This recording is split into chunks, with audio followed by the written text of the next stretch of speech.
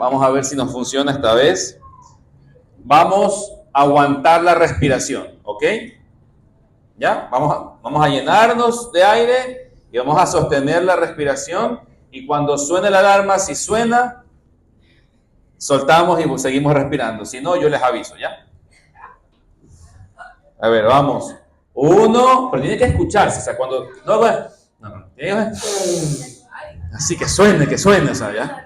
Así que usted sienta como que se le metió agua en la nariz en la piscina, así.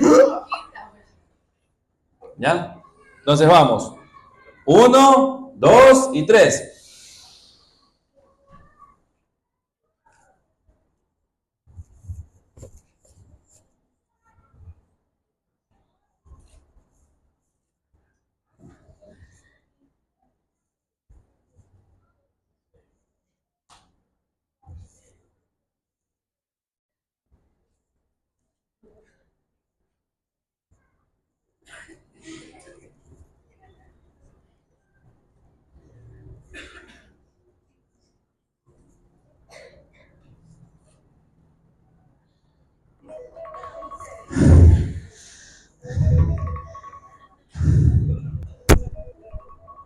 Esta vez sí sonó el... ¿Cómo se sintió? Un poco desesperado. Al principio, bien. Los primeros segundos, sí puedo. Yo puedo. Yo estoy en control. No me hace falta nada.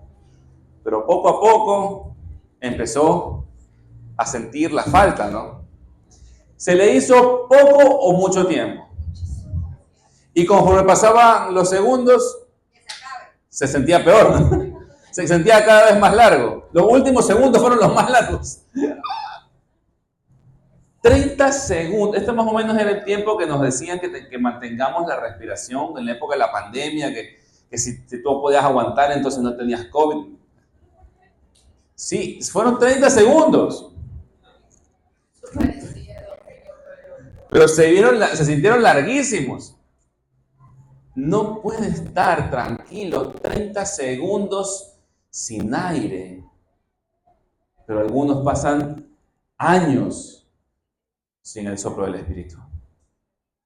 Algunos pasan años sin el Espíritu, pero 30 segundos sin aire parecen eternos.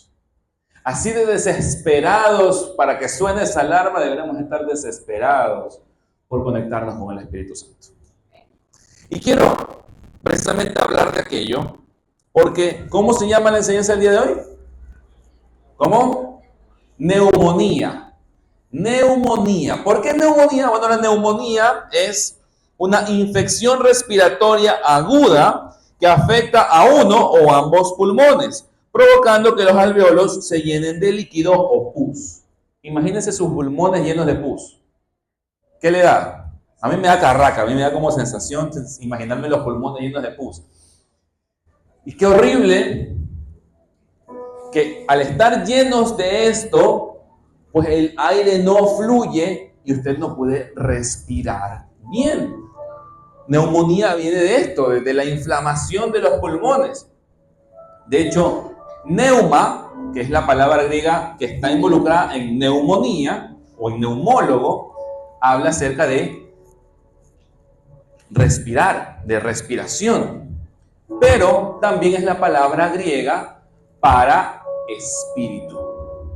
Neuma es la palabra griega para espíritu, también para respirar, viento, aire, etc. Está relacionado. De hecho, la palabra o la frase se llamaría Espíritu Santo. En griego es agios pneumatos. Agios pneumatos. Eso es cuando te vea en el Nuevo Testamento escrito Espíritu Santo, entonces ahí en griego decía agios pneumatos. Entonces está relacionado también esa palabra neuma. Cuando lea Espíritu de Dios en el Nuevo Testamento, está leyendo en griego neuma o theos.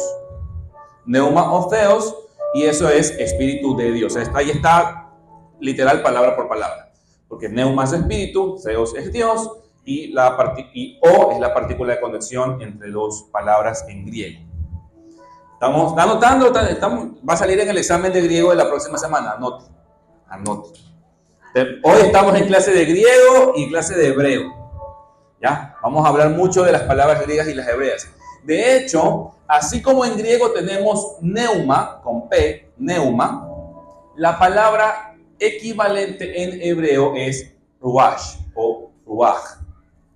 ¿Ya? Eso es, obviamente se escribe con letras hebreas, pero si usted lo quiere buscar, lo puede encontrar como R-U-A-H, R-U-A-J o R-U-A-K-J, por si lo quiere buscar. O si tiene un diccionario de Strong o alguna cosa, así lo puede encontrar. La palabra ruach también significa viento, respiración, significa espíritu, significa aire. Si yo le digo ruach o viento o espíritu, ¿qué versículo se le viene a la memoria? A ver. Por aquí. ¿Alguien dijo? Sí, la palabra viento o respiración. En el Antiguo Testamento. A ver. No, Antiguo Testamento, ¿cómo que Hebreos? ¿Ah? Ok. De hecho, cuando se utiliza la expresión Espíritu Santo en el Antiguo Testamento, que no es una expresión únicamente del Nuevo, se utiliza la palabra Ruach HaKodesh. Ruach HaKodesh. Eso está en Isaías 63:11 y en Salmos 51:11. Por si algún día le dicen, no, el Espíritu Santo es una invención del Nuevo Testamento. No, la misma expresión, Espíritu Santo, está en Isaías 63:11 y en Salmos 51:11. Correcto, ese es el versículo que estaba buscando. Gracias. Un aplauso para Verónica. Pero no. Yo también, cuando estaba empezando a hacer esta enseñanza, y dije, Ruach, viento, o sea, ya tenía en mi cabeza yo el tema de las palabras, y dije, si me voy al versículo de Génesis del aliento de vida, ahí han de haber utilizado la palabra Ruach. Entonces me fui al diccionario de Strong y no.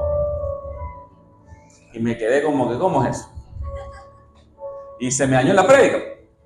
Pero no. Resulta que la palabra que se usa en aliento de vida, de que Dios dio el soplo de vida en las personas, utiliza cuando habla acerca de ese aliento, utiliza la expresión neshama o neshama, dependiendo de por dónde quiera.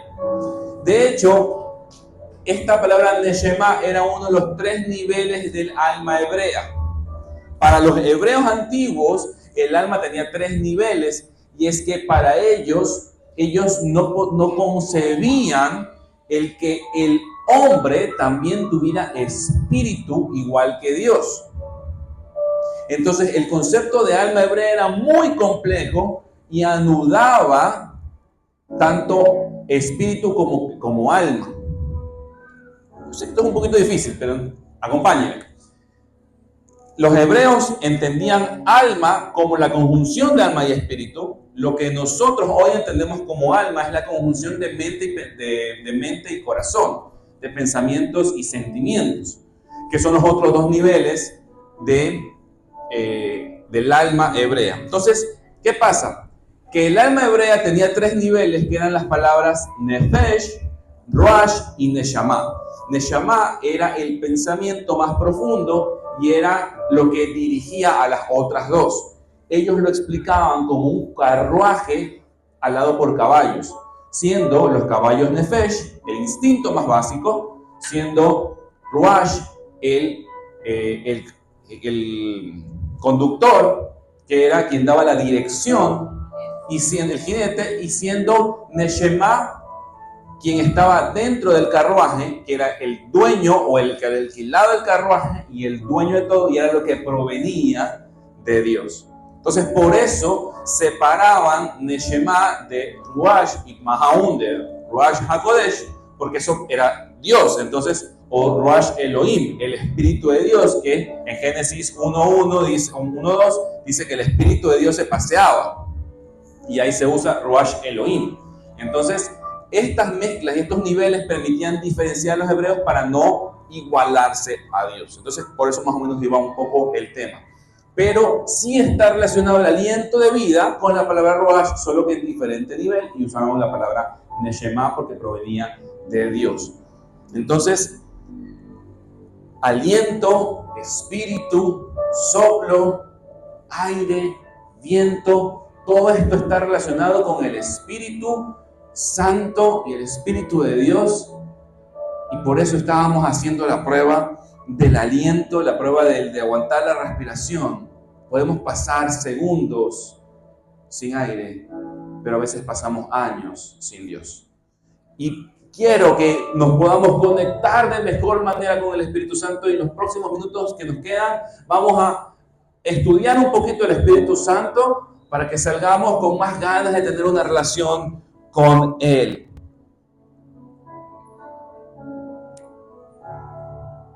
En Ezequiel 36:27 encontramos una profecía de que el Espíritu de Dios iba a ser infundido en las personas. Acompáñenme a Ezequiel 36:27, por favor.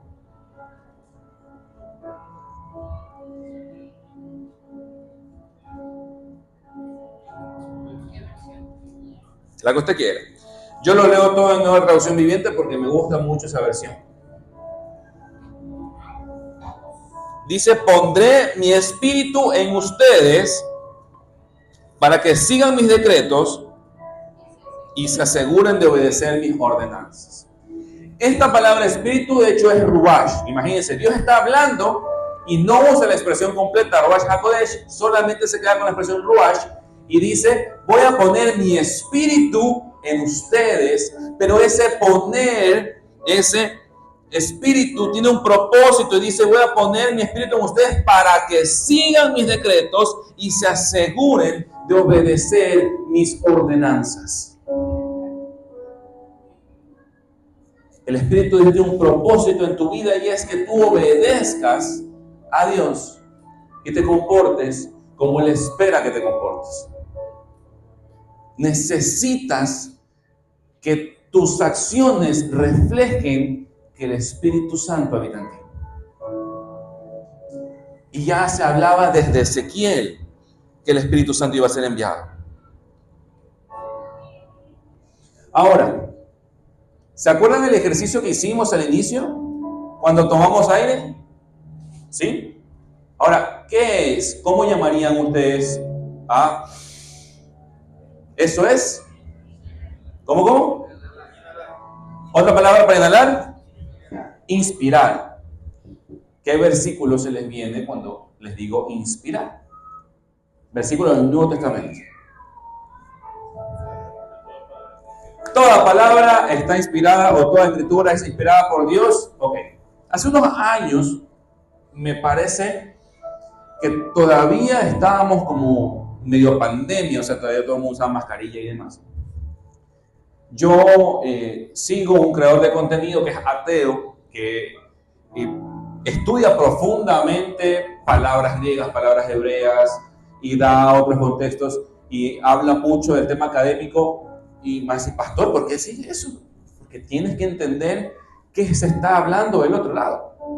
Ahora, tienes que tener tu fe bien cimentada para que esto no te afecte. Entonces, yo sigo a este creador de contenido hace unos años, y él precisamente hizo un video acerca de este versículo que está en 2 Timoteo 3, del 16 al 17, donde dice: toda escritura es inspirada por Dios y útil para... Depende de la versión, va a cambiar las palabras, pero más o menos la idea es esa. Resulta que esta palabra inspirada, la palabra griega es teopneustos. Teopneustos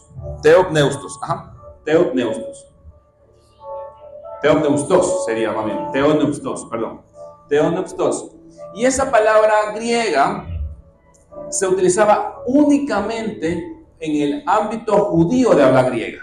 O sea, no era una palabra griega de los griegos como tal, de los helenos, sino que era una palabra que se usaba solamente en contextos judíos y se utilizaba para hablar acerca del Espíritu de Dios que infunde vida en las cosas. ¿Ok? Era una referencia de ese Neshama, del aliento de vida. Miren, por eso la relación de Neuma con Ruach, a pesar de que la palabra hebrea era Neshama. Yo sé que está complejo, síganme. Entonces, Teoneustos era una palabra que se utilizaba para hablar acerca de lo que Dios inspiraba vida o infundía vida en las cosas a través de su poder. Entonces resulta que la idea original del pasaje de que toda escritura es inspirada por Dios no habla precisamente de una inspiración divina, hablando de, es que me inspiré para escribir. Que yo sé que hoy en un contexto cristiano moderno entendemos la inspiración divina como palabra de Dios dirigida a los hombres para que los hombres escriban. Pero si lo ponemos en un contexto más humano, secular, esa inspiración es: yo me inspiro para escribir una canción, yo me inspiro para escribirle algo bonito a alguien en un mensaje de WhatsApp o en una publicación de Instagram. Cualquiera se puede inspirar. Y te puedes inspirar por alguien más.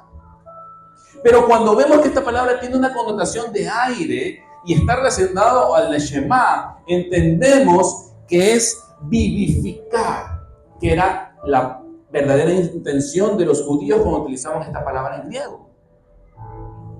Resulta que este autor de contenido ateo decía: entonces la palabra no está inspirada por Dios y no tiene autoridad. Y yo decía: mentira. Porque cuando yo empecé a entender el significado de la palabra griega, estaba viendo un video de un ateo, yo me convencí mucho más de que la palabra venía de Dios, porque significa que la palabra de Dios viene para dar vida a las personas, para que tú te llenes de su espíritu cuando la leas, para que tú te enamores de Dios y te llenes de Él cuando estás leyendo su palabra. Esa es la verdadera intención de este pasaje, que tú seas vivificado por el Espíritu de Dios cuando te llenas de la lectura de la palabra. Y entonces esa lectura de la palabra viene para que seas redarguido, para que seas enseñado, para que seas instruido en toda buena obra. Toda la escritura tiene esa acción vivificadora en el creyente, para que lo inspire ahora sí a hacer buenas obras. ¿Estás conmigo? Gloria a Dios por eso. Mire que el Espíritu de Dios está involucrado también en su palabra. Y el Espíritu Santo es tan importante que en Mateo 12:32 Jesús dice: a mí háganme lo que quieran, pero al Espíritu Santo no le pueden hacer nada. Cuidado con lo que dicen del Espíritu Santo. Yo estoy aquí para que a mí me peguen, me insulten, me nieguen, me hagan de todo, está bien. Para eso vine. Pero al Espíritu Santo no. El único pecado imperdonable es la blasfemia contra el Espíritu Santo. Entonces, cuidado con lo que hacemos con el Espíritu Santo. Y hay iglesias que se olvidan por completo. Yo no digo que no tengamos que levantar el nombre de Jesús. Por supuesto que tenemos que levantar el nombre de Jesús. Pero Dios es uno solo. No podemos enfocarnos únicamente en Jesús o únicamente en el Padre. Tenemos que enfocarnos y relacionarnos con las tres personas de la Trinidad. Y de hecho ahora quiero llevarte unos pasajes acerca de el Espíritu Santo como persona de la Trinidad. Segunda de Corintios 3:17.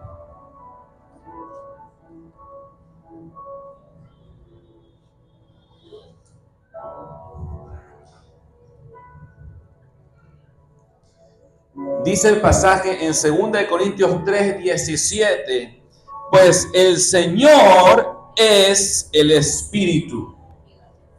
Y donde está el Espíritu del Señor, allí hay libertad. Es un juego de palabras. Dice, el Señor es el Espíritu. Y donde está el Espíritu del Señor, ahí hay libertad. Porque son uno solo. Porque el Espíritu y Jehová son uno solo, así como Jesús dijo, el Padre y yo uno somos. Porque una sola conjunción se relaciona de tres maneras distintas con la humanidad: el Padre, el Hijo y el Espíritu Santo. Y lo decimos en ese orden no porque el Espíritu Santo sea el último, sino porque es quien fue revelado a toda la humanidad en ese orden, ¿no? Jehová, el Hijo y el Espíritu. Pero no porque uno sea más que otro, o porque uno tenga más importancia que otro, porque aquí te das cuenta que son uno solo, y te dice, el Espíritu es el Señor. Decimos Jesús es el Señor, o Jehová es el Señor, y a veces nos olvidamos que el Espíritu también es el Señor, y que el Señor trae libertad. Ahí mismo en 2 Corintios, pero en el capítulo 13, en el versículo 14, dice que la gracia del Señor Jesucristo, el amor de Dios y la comunión del Espíritu Santo sean con todos ustedes. Pablo está terminando la carta a los Corintios y les recuerda a su iglesia que la relación es con toda la Trinidad. Y les dice que la gracia del Señor, o sea, del Señor Jesucristo, el amor de Dios Padre y la comunión del Espíritu Santo sean con todos ustedes. Necesitamos tener comunión con el Espíritu Santo y relacionarnos con Él. Hace unas semanas estábamos en una conferencia en otra iglesia y un pastor, el pastor Miguel Arrazola, decía, nos olvidamos de que el Espíritu Santo es una persona y lo tratamos como cosa, como fuego, como paloma, como fuerza. Pero es una persona y una persona te relacionas con ella, te sientas a hablar y tienes una comunión. Y este pasaje te recuerda que tienes que tener comunión con el Espíritu Santo. Porque es también una persona de la Trinidad. El Espíritu Santo también es fuente de poder y quien reparte los dones. En Hechos 1:8 dice que van a recibir poder cuando venga el Espíritu sobre ustedes, y ahí está todo el pasaje, y me serán testigos. Entonces, es importante que entendamos que el Espíritu es fuente de poder divino, y es quien entrega los dones espirituales. De hecho, en 1 Corintios 12, vamos a ver toda una repartición de dones espirituales, donde se queda claro que es el Espíritu quien reparte según como a Él le parece. Tiene autoridad sobre nuestras vidas, tiene una influencia en nuestras vidas y nos infunde de su poder y sus dones. Así que el Espíritu Santo te faculta para tu vida cristiana. Finalmente, el Espíritu Santo es un consolador e intercesor. Dice Juan 14:26.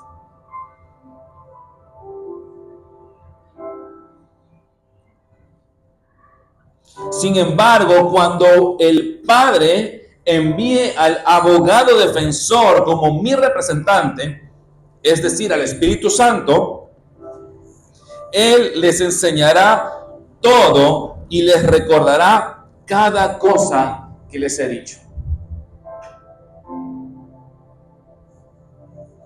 El Espíritu Santo, el Consolador, el Ayudador, nos va a enseñar y nos va a recordar lo que dijo Jesús. Y en Romanos 8:26 y 27 dice, además el Espíritu Santo nos ayuda en nuestra debilidad. Por ejemplo, nosotros no sabemos qué quiere Dios que le pidamos en oración, Pero el Espíritu Santo ora por nosotros con gemidos que no pueden expresarse con palabras.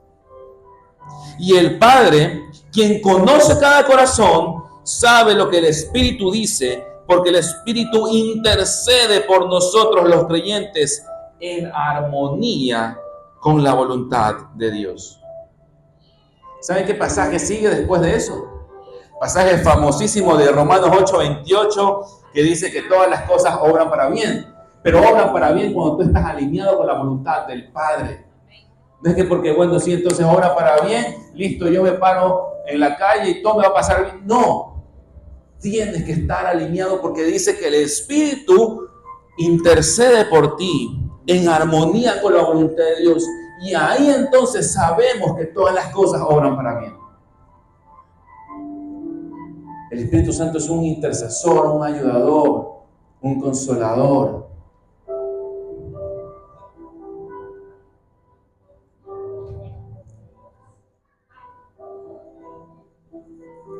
Yo no sé usted, pero yo quiero ser lleno del Espíritu Santo.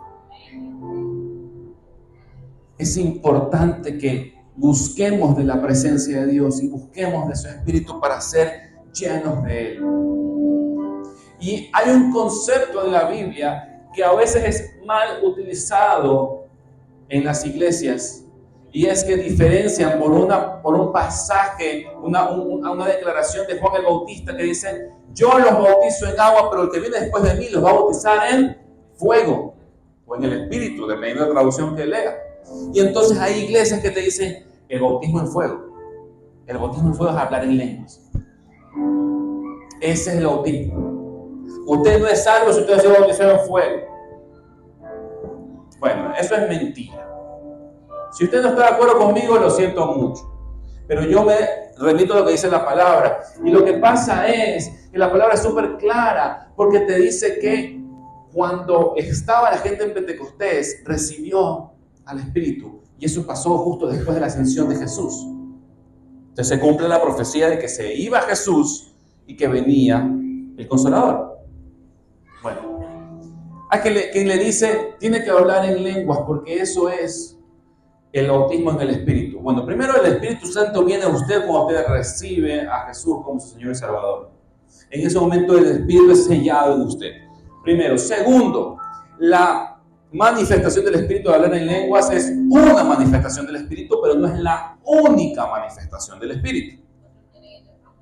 Otro tiene interpretación, perfecto. Y saben que el famoso pasaje de Pentecostés, cuando empezaron a hablar en lenguas, no es que empezaron no empezaron a hacer eso, y no me estoy burlando, solamente es una interpretación.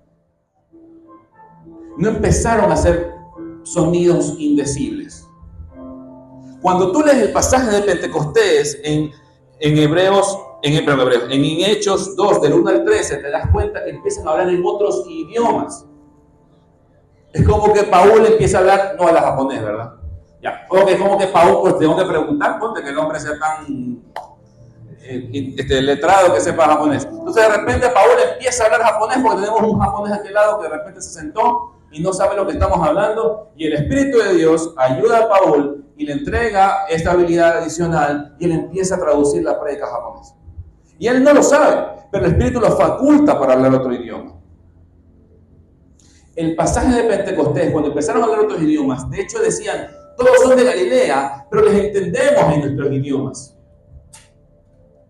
Y eso es súper importante, porque resulta que Dios tenía el mismo poder para hacer que los discípulos hablen en los idiomas de los demás, o que los demás entendieran el hebreo o entendieran el griego. Pero ¿por qué decidió hacerlo en ese orden? Porque es importante que nosotros nos acerquemos a los que buscan del Señor. Que tú seas usado y seas enviado para hablar a otros en su idioma. Para que seas usado para hablar el Evangelio como otros lo entienden. Y lo que empezó en Babel, cuando la gente quiso acercarse a Dios con soberbia, terminó en Pentecostés, cuando la gente se dejó llenar del Espíritu de Dios con humildad. Y lo que se separó con lenguas, se unió con lenguas, para que la gente otra vez fuera una y para que buscaran al Señor y conocieran de Jehová a través del poder del Espíritu. Sí, efectivamente existe la manifestación del Espíritu en lenguas angelicales. Yo lo sé, lo he visto y lo he constatado. He visto gente que lo hace falsamente, gente que lo hace de manera verdadera. Y eso está bien, pero la palabra dice que tiene que ser en lo privado. Si no va a traer bendición para la iglesia, guárdeselo para usted.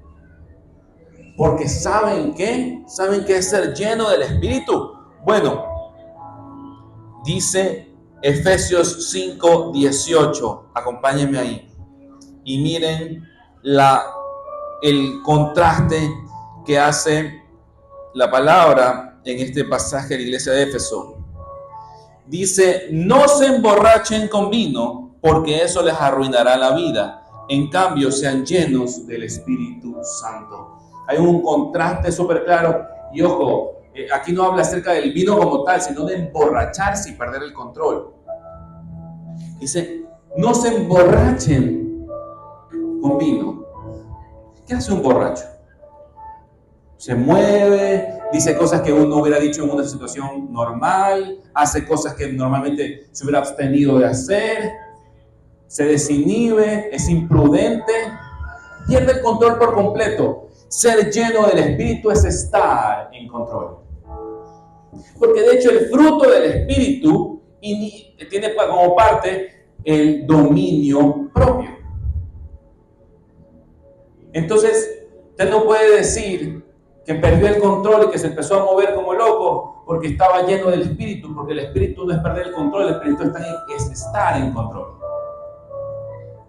Hay un orden y un beneficio cuando el Espíritu de Dios obra.